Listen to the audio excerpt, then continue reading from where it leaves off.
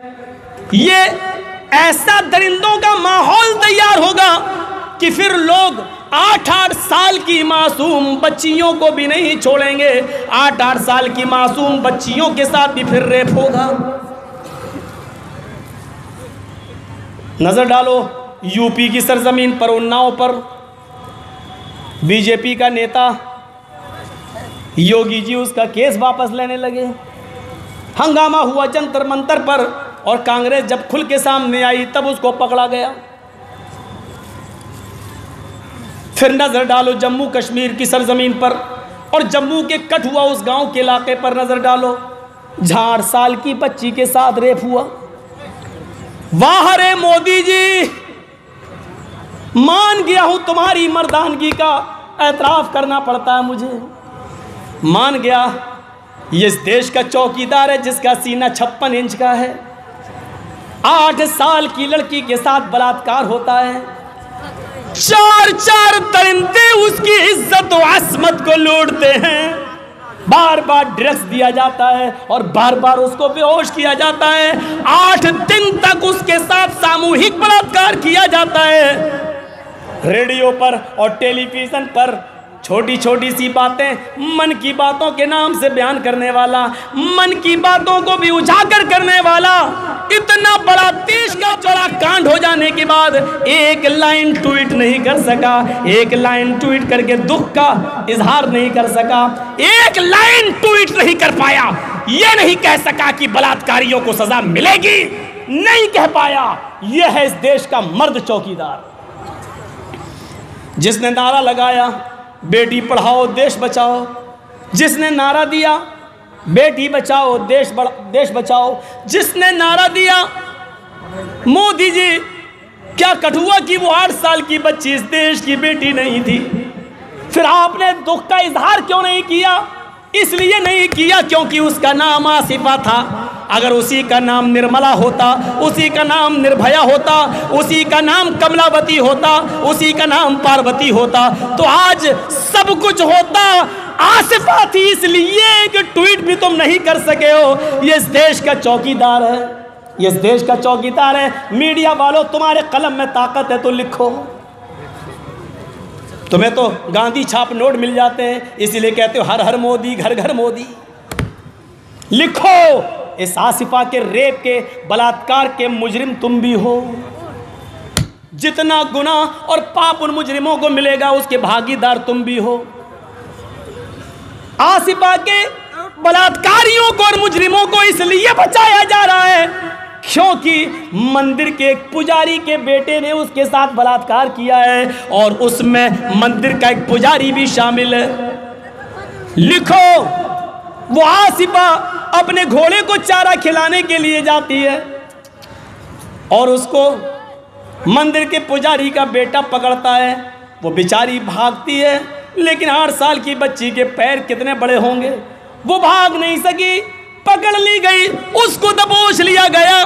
Phone करके उसने अपने साथी को भी बुला लिया, वो साथी एक और साथी को भी लेकर आ गया। उसी वक्त उस लड़की के साथ 3 लोगों ने बलात्कार किया। फिर उसको ड्रग्स दिया गया, बेहोश करके फिर उसकी इज्जत को लूटा गया। अब बाप ने मशवरा दिया, बहुत बुरा होगा, बात फैल जाएगी, इसलिए बेहतरी इसी में कि इस लड़की का गला दबा के मार डालो। प्लानिंग के मुताबिक कि नदी में इसकी लाश को फेंकना था, लेकिन वहां भीड़ पहले से मौजूद थी। उस भीड़ को हटाने के लिए कोई और गेम खेला जा रहा है, लेकिन भीड़ नहीं हट सकी, इसलिए उस लड़की को जंगल में फेंकना पड़ा। वरना नदी में फेंक दिया जाता तो पोल ही नहीं खुलती और पता ही नहीं चलता कि क्या हुआ। ये खुलवाना था और अल्लाह ताला को ये राज सामने लाना था। उस लड़की का गला दबा दिया गया। मीडिया वालों, सच्चाई तुमने कटिहार के पेपरों में नहीं लिखी, अगर हिम्मत है तो लिखो। उस लड़की का गला दबा दिया गया। सुनो, नशे का इंजेक्शन दिया गया। 4 लोगों ने उसके साथ रेप किया। बेहोश होने के बाद 4 साथ रेप किया। वो लड़की मर चुकी है, उसका गला दबा दिया गया। वो लड़की मर चुकी है। हाँ, बिल्कुल सही सुन रहे हैं, मेरी बात को गौर से सुनो। मैं फिर कह रहा हूं, वो लड़की मर चुकी है, उसके अंदर रूह बाकी नहीं है।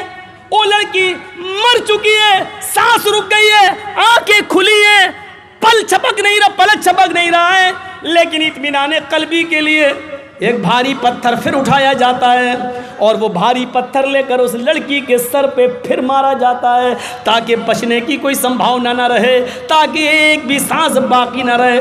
वो लड़की जो पहले से मर चुकी है, इत्मीनान कल्बी के लिए एक भारी पत्थर उठाया जाता है और भारी पत्थर लेकर फिर उस लड़की के सर पे मारा जाता है, ताकि 1% भी बचने की संभावना खत्म हो जाए।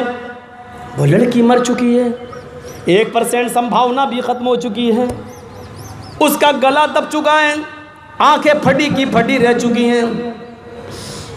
मोदी जी, हम कैसे कहें कि मर चुकी है? भारी पत्थर से उसका सर फोड़ा जा चुका है, उसके अंदर से रूह निकल चुकी है, कोई संभावना नहीं, डेड बॉडी पड़ी हुई है, सर उसका पिचका हुआ है, दांतों से खून निकल रहा है। लेकिन इस मौके पर भी एक पुलिस वाला, इस मौके पर भी वहीं पर खड़ा एक पुलिस वाला कह रहा है, मर गई तो क्या हुआ, मेरे अंदर अभी इच्छा बाकी है, अभी ख्वाहिश बाकी है, मुझे इस मरी हुई लड़की के साथ एक बार और बलात्कार करने दो। और उसने उस मरी हुई लड़की के साथ एक बार और बलात्कार किया।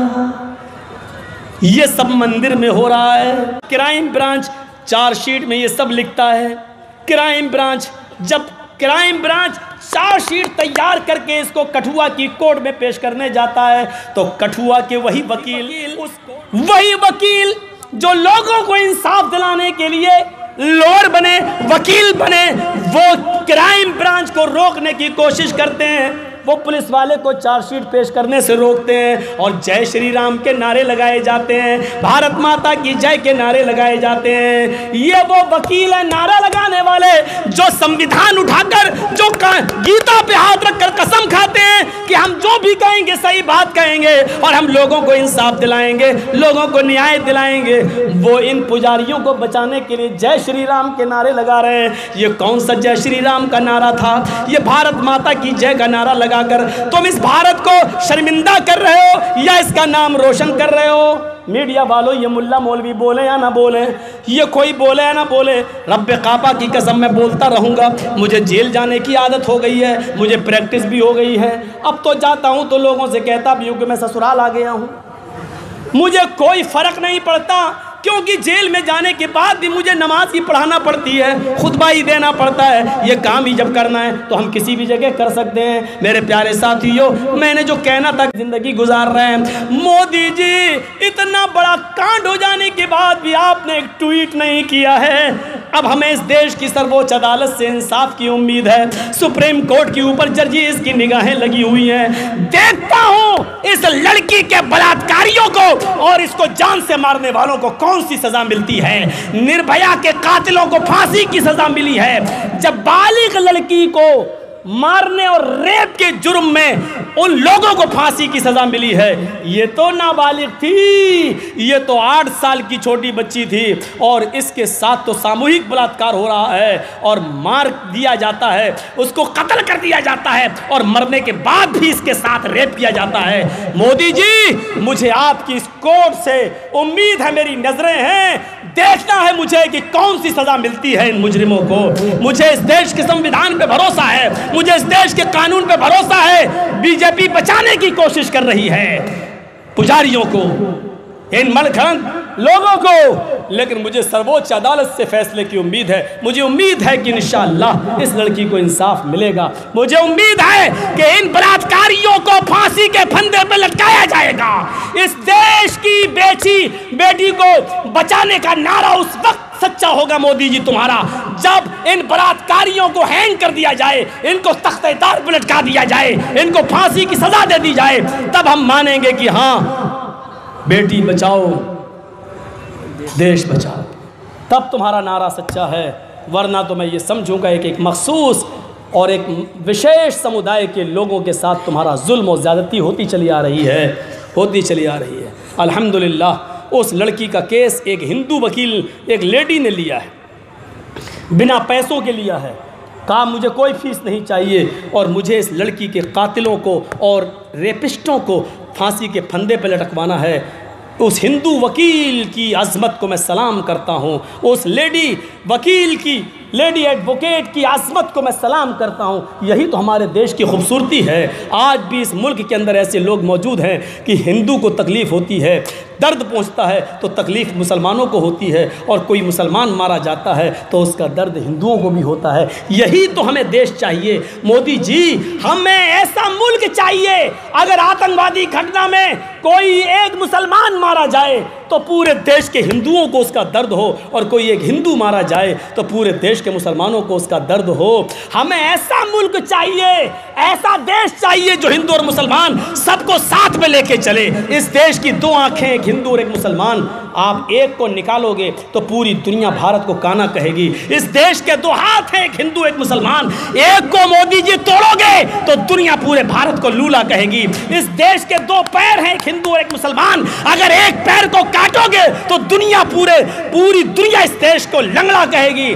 मोदी जी इस देश को लंगड़ा, लूला, काना होने से बचा लो।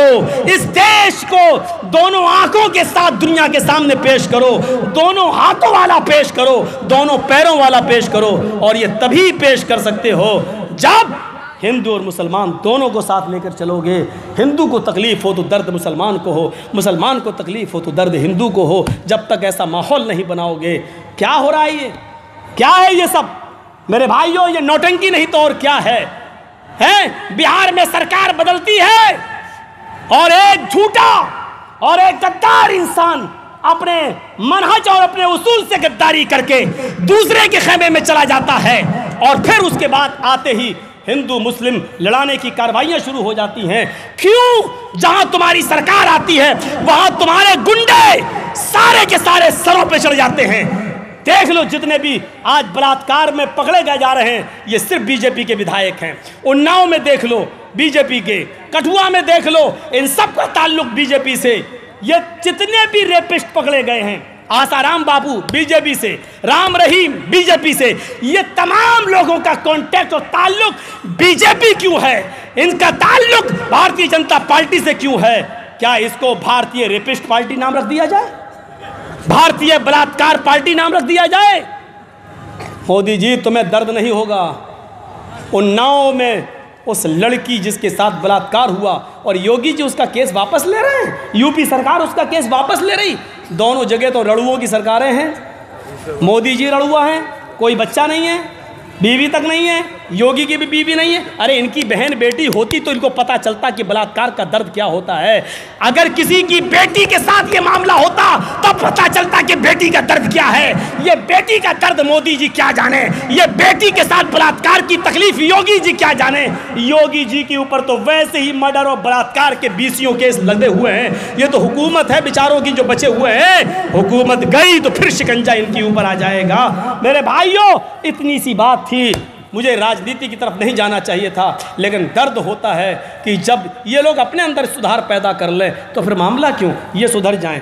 क्या हिंदू और मुसलमानों को लेकर चलने की जिम्मेदारी सिर्फ मौलवी जर्जीस की है, आपकी नहीं है? हम हिंदू और मुसलमान दोनों को लेकर चलने की बात कर रहे हैं, और 2019 करीब है। मुसलमानों अपने अंदर इत्तेफाक पैदा कर लो, इत्तेहाद पैदा कर लो। इतना याद रखना, अगर तुम्हारे दरमियान ना इत्तेफाकी हो गई, तुम्हारे दरमियान अगर ना इत्तेफाकी हो गई तो रेपिस्टों और बलात्कारियों की सरकार फिर दोबारा भी बन जाएगी। आसिफा जैसे केस फिर होंगे, बलात्कार फिर होगा, कटर और मर्डर फिर होगा, अखलाक जैसे लोग फिर पैदा मारे जाएंगे। गौ रक्षा के नाम पर फिर इंसानों का और मुसलमानों का खून होगा, और इसके जिम्मेदार तुम्हारी नाइत्तेफाकी होगी और तुम्हारा इंतशार होगा। इतनी सी बात मुझे कहना थी। 3:45 बज गए हैं, फजर का बिल्कुल वक्त हो चुका है। मेरे प्यारे साथियों, इतनी सी बात मुझे आपके सामने रखना थी। इत्तेफाक और इत्तेहाद का एक प्लेटफार्म मैं तुम्हें दे के जा रहा हूँ। अपने अंदर इत्तेफाक पैदा कर लो और ये तय कर लो कि 2019 के अंदर रेपिस्ट और बलात्कारियों की सरकार हम नहीं बनने देंगे। और हिंदू भाइयों के लिए हम दुआ करते हैं, अल्लाह तो उनको उनकी किताबें पढ़ने की तौफीक दे और उनको सत्य धर्म पर चलने की प्रेरणा दे, तौहीद पर कायम फरमा दे और मोहम्मद रसूलुल्लाह सल्लल्लाहु अलैहि वसल्लम की रिसालत को समझने की तौफीक अता फरमा। वमा अलैना इल्लल बलागुल मुबीन व आखिरु दावाना अनिल हम्दुलिल्लाहि रब्बिल आलमीन। अस्सलामु अलैकुम व रहमतुल्लाहि व बरकातुहू।